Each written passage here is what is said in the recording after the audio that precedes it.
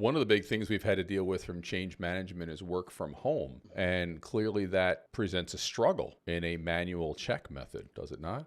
Absolutely. And we obviously increased our customer base during COVID, but we are a work from home tool in the sense that we give accounting teams and AP teams the ability to process AP at home. And the way we do that is making sure all those invoices are in one place and providing workflows that allow approvals throughout the process. Hmm. So if you still need that security of, okay, I'm ready to pay these bills, but maybe I need a dual check signer. Maybe I need payment approvals before those funds are released. You can do that within Bill, within our interface, and set those up. So we really do allow that work from home for that accounting team if it's required. Frankly, it wouldn't have been possible to work from home in the old scenario. Couriers are nearly a thing of the past, but it was one of those things where you had the courier with the envelope and had companies were dedicated to that, and they'd be shuttling these things after background checks and rigid security measures to make sure you have the right people handling these sensitive documents, and they'd literally be running to the CFO's home